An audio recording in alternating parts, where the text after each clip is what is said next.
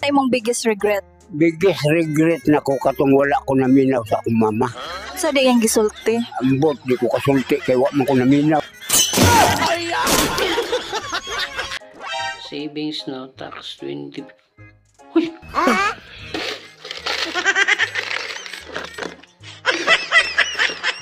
Mo, saan napupunta ang tax mo? Sa luxury bag ni Madam, habang ang health center walang thermometer. Sa opinion mo, saan napupunta ang tax mo? Sa Rolex ni Mayor na mas mahal pa sa annual budget ng barangay namin. Sir, paano po natin mapapaunlad ang ekonomiya ng bansa? I-export natin ang mga korap, garantisadong yayaman agad tayo. Buo na naman ang grupo nyo. Buo na naman ang grupo nyo. Anong liga na naman sasalihan nyo? Ang pondo natin sa susunod na taon, marami na naman tayong mabibigyan ng ayuda. Cheers mga buhaya! Ikaw, kumpadre, saan mo gamitin? Nako, 10% ayuda, 10% project, yung 80% alam nyo na yan, gawain nyo din yan. Our bloodless war on dangerous drugs adheres and will continue to adhere. Anak ka ng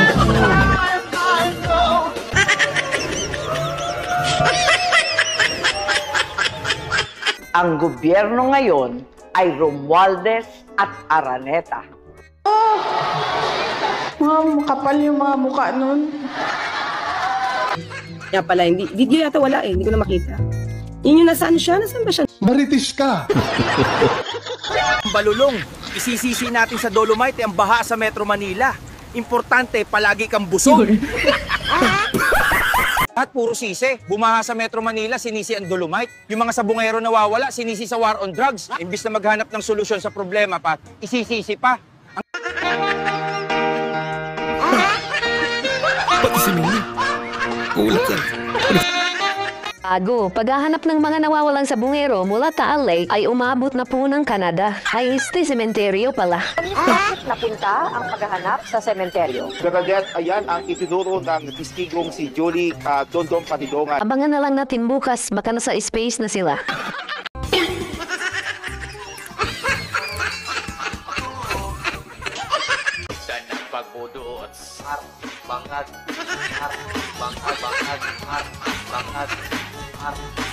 Alright, welcome back to my channel!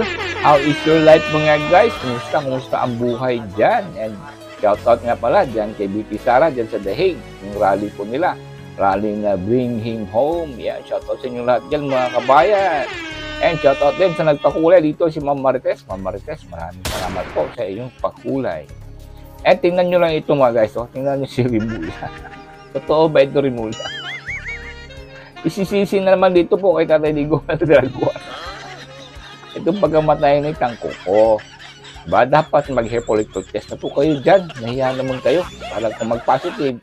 At uupo na po si BP Sara, di ba? Yan, palakpakan tayo dyan. Dapat lang. Kaya siguro, talagang mailap itong hinayopak ng listata na sa media. Takot na takot. Hindi nga sumama sa Amerika, di ba? Kung ano-ano pang palusot ni Auntie Claire. May nanawagan pa ngayon na protect Auntie Claire. Para hindi siya mawala dyan. Kasi wala na tayong pagtatawa.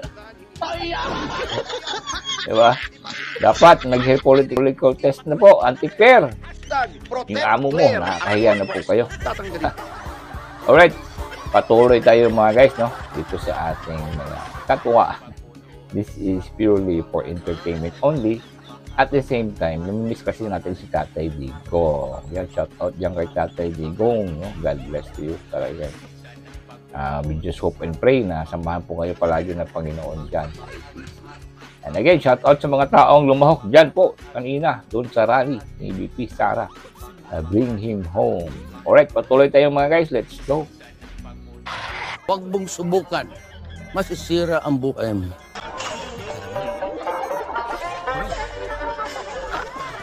Ang love life, kapag iniwanan ka ng boyfriend mo o ng girlfriend mo, anong gagawin?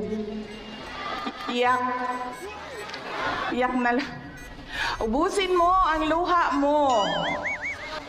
huwag ninyong saktan ang kapatid ninyong babae. Kasi bubugbugin ko talaga kayo. Siya man ang una pa, sinuntok niya ako sinipa. Hayaan mo. Lalaki ka, magpakalalaki ka. Hindi ba, babae yan.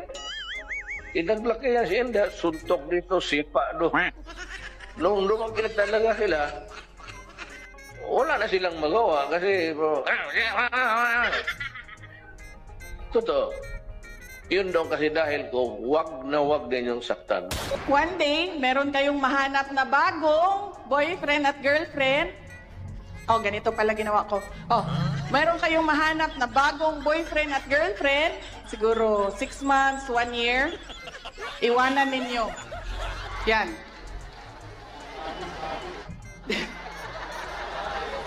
Dili ba? Hindi pwede. Iwanan ninyo siya. Di ba? Para yung feeling ninyo nang iniwanan kayo, napasa na yung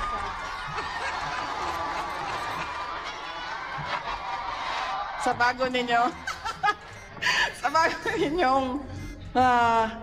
bago ninyong ex. O, di siya naman yung iyak ng iyak.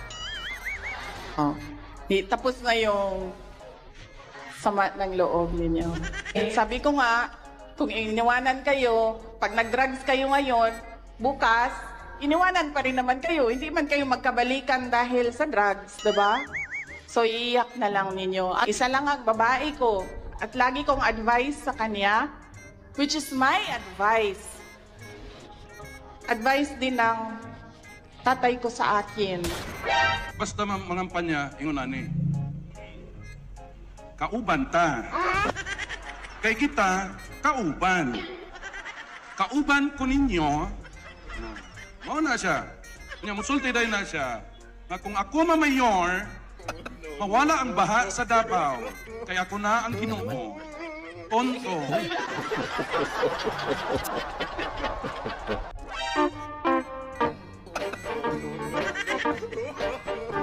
Sapa.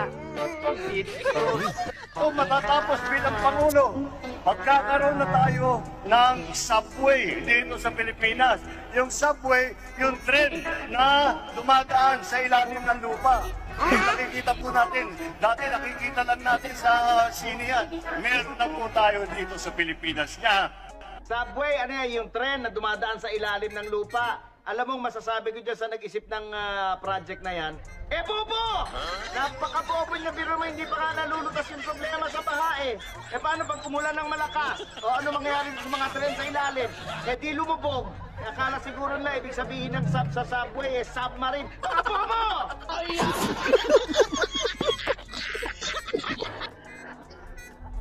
Tapos kayong mga Bisaya, alam niyo yan. We have this colloquial term na hanggang pantalan ka lang. Di ba? Yung ayaw natin magtrabaho, mga kapatid, yung mga lalaki, magalit yung tatay sabihin, ikaw, let's say, hanggang pantalan ka lang. Di ba? It's a colloquial or idiom developed along the years. Eh, sabi ng tatay ko na, ikaw, sikang anak ka, hanggang pantalan ka lang. Sige lang, basta bayaran lang ako sa nakarga ko, okay lang.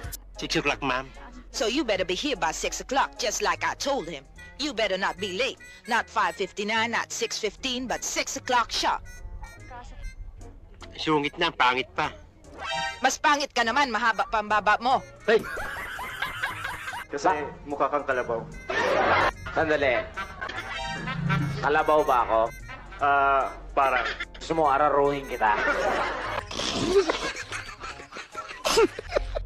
Ang kasal ay tanikalang gagapo sa inyo habang buhay at tanging kamatayan lamang maaaring lumagot nun. Parang may laman mo ang sinasabi mo.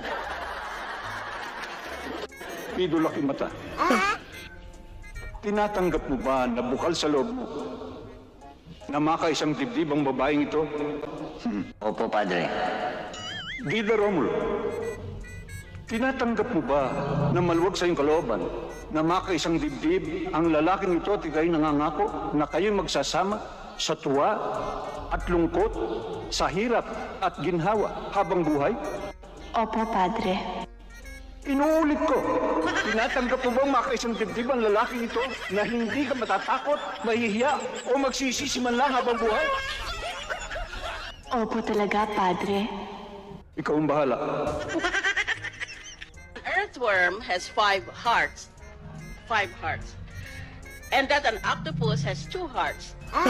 Ngayon, kapag may kilala kang nagmamahal ng dalawa o higit pang tao, tanungin mo siya kung anong klaseng hayop siya. Now look at this. Ako basta sweldo lang, wala akong ibang perma. Honest. Sinabi ko sa ako, wala akong ibang pinipirma, allowance ko, wala.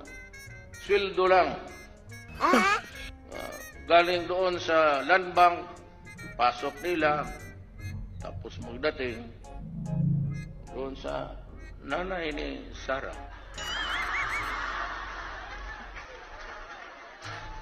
Yan ang good boy. No. Yan yung mukha ni Sarah. Ay, nako. Talagang kwelang-kwela itong mag-ama, mga guys, no? Sana, no? Si Sarah ang presidente, tapos vice president itong si Tatay Digong, o siya siguro, no? Ay, nako. Shoutout again kay Ma'am Marites. Maraming salamat po sa inyong pagkulay. And shoutout dyan sa mga laging nagko-comment. Alam niyo po kung sino kayo, no? Talagang maraming salamat sa inyong suporta. At again, no?